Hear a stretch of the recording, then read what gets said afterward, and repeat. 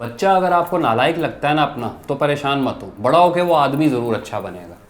لائق بچوں کے پاس پیدائش سے لے کر زندگی ختم ہونے تک ایک سند ہوتی ہے، بڑوں کی، آس پاس والوں کی، باس کی، کہ تم ٹھیک ہو، تم صحیح راستے پہ ہو، تو وہ پوری دنیا کو دل جان سے اسی راستے کی طرف گھسیٹنا چاہتے ہیں۔ وہ آپ کو اپنی مثالیں دیں گے، فطری ذہانت کو اپنا کارنامہ بتائیں گے، اور سارا مقصد اس کہنے سننے کا یہ ہوگا کہ ہمارے راستے پر چلو، تمہارا ٹانگا خود بخود صحیح ٹورا جائے گا ٹھیک والی سمت میں۔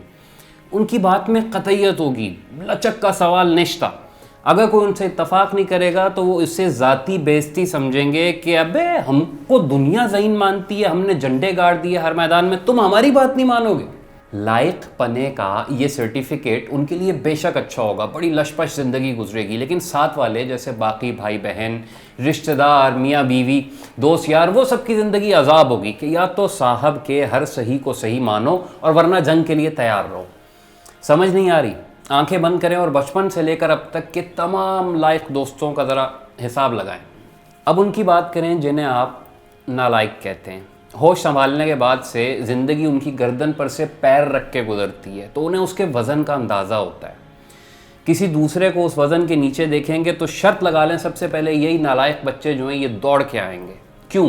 کیونکہ یہ دوسروں کو جج نہیں کرتے کہ اگلا اس وزن میں کیسے پھنسا، یہ نہیں سوچتے کہ اس نے کوئی غلطی کی ہوگی، یہ کاز اینڈ افیکٹ بھی نہیں سوچتے، یہ بس دوڑے آتے ہیں اور مدد کر دیتے ہیں۔ لائق بچے جو ہیں وہ حساب کتاب لگاتے رہتے ہیں کہ آخر فلاں بندے کے ساتھ مسئلہ ہوا ہوگا کیا، سوچی پہ آتے پائن بندہ گیا۔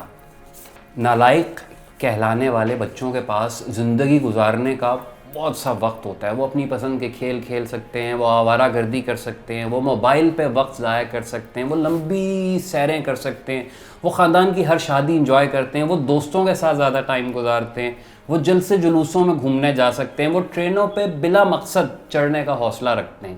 انہیں زندگی آگے بڑھ کے اپنے بھید خود پیش کرتی ہے۔ لائق بچے غریب وہ بیچارے اپنے آپ سے مقابلے میں رہتے ہیں ساری بار۔ پچھلی دفعہ 90 نمبر آئے تھے 100 میں سے، اگلی دفعہ 95 آئے، اس سے اگلی بار 99 آ گئے، پھر بھی وہ سوچیں گے کہ یار یہ جو کمبخت ایک نمبر تھا یہ کدھر سے کٹا۔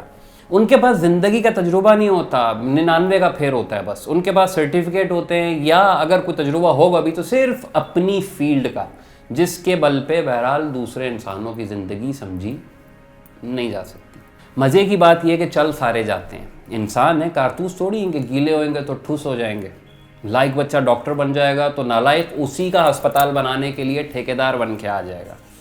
لائق والے نے گاڑی لینی ہوگی تو شو روم پہ اکثر آپ کو بہت سے نالائق لوگ مل جائیں گے۔ لائق انجینئر گھر خریدنا چاہے گا تو پراپرٹی ڈیلر وہ ہوگا جسے بچپن میں آپ نالائق سمجھتے تھے۔ تو ٹینشن مت لیں بابا، دنیاوی حساب سے بھی آپ دیکھیں تو جسے آپ نالائق سمجھتے ہیں وہ زیادہ موج میں رہے گا، وہ کوئی ہنر ڈھونڈے گا، اس کے بل پہ زندگی گزارے گا، یا تھوڑے پیسے اگر جڑ گئے تو بس کوئی کاروبار کر لے گا۔ دونوں صورتوں میں آگے بڑھنے کے وافر امکانات موجود ہیں۔ لائق والے کے پاس چونکہ گولڈ میڈل ہوگا، میرٹ ہوگا، تو وہ ساری عمر یہی سوچے گا کہ یہ جو قائد اعظم نے ملک بنایا تھا یہ ہمیں نوکری دینے کے لیے بنایا تھا، اور ہم ہی ہیں جو اسے چلانے کے اہل ہیں۔ بات سمجھیں یار آپ، بچوں میں قدرتی طور پہ ذہن کا فرق ہوتا ہے، لیکن مقدر اس کو کہاں لے جائے یہ آپ کبھی کیلکولیٹ نہیں کر سکتے۔ ایسے مت کہیں کہ تم نکمے ہو، فلاں کا بیٹا ذہین ہے، فلاں نے اتنے نمبر لے لیے، تم نے کیوں نہیں لیے۔ خوش ہوں کہ آپ کا بچہ کیلکولیٹر نہیں ہے بھائی، مشین نہیں ہے، عمر سے بڑے سوال نہیں کرتا، بڑوں کی باتوں میں ٹانگ نہیں کرتا، ہر وقت کائنات پہ غور و فکر نہیں کرتا، چھوٹے چھوٹے کھیل کھیلتا ہے اور خوش رہتا ہے۔ اس سے زیادہ کیا چاہیے؟ آج اگر میں آپ سے پوچھوں تو وہ جو ریت کے ڈھیر میں پاؤں گھسا کے آپ نے گھروندا سا بنایا تھا وہ زیادہ اہم ہے، یا 5ویں جماعت والا آپ کا رزلٹ کارڈ؟ یاد بھی ہے پوزیشن کیا تھی آپ کی، نمبر کتنے تھے 5ویں میں؟ اپنے بچوں کی زندگی اسی ترازو پہ تولیں جس پہ آپ خود پلڑے سے لٹکے زندگی گزارنے کی آرزو کیا کرتے تھے۔ جھکاؤ کی ٹینشن جب خود کبھی نہیں لی تو انہیں کیوں دیتے ہیں یار۔ شکریہ۔